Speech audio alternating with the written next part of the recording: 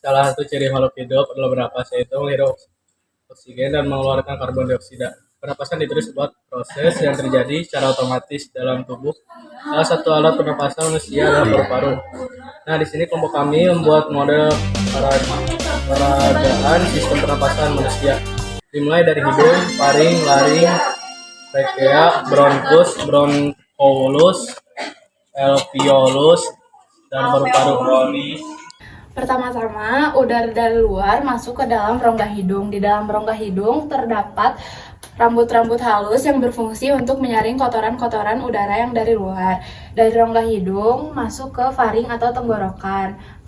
Dalam faring terjadi penyelangan makanan dan udara. Faring juga memiliki panjang 12,5 cm.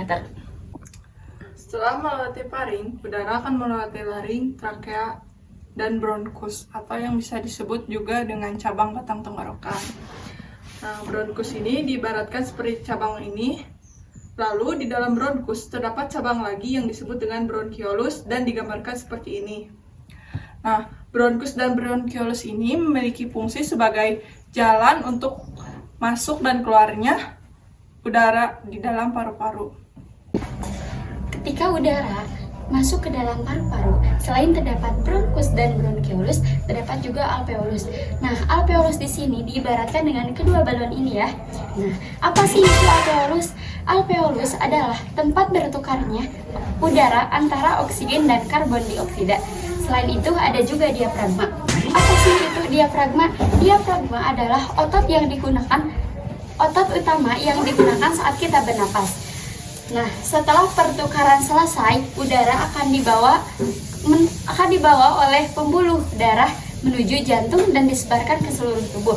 Kemudian ada udara yang berupa karbon dioksida yang akan dibawa ke atas melalui trakea, laring, dan faring dan dikeluarkan melalui hidung.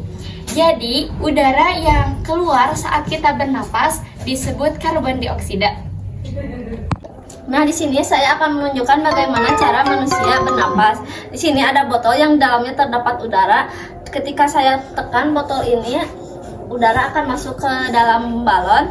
Jadi, jika udara masuk ke dalam tubuh kita, maka ibaratkan ini adalah alveolus.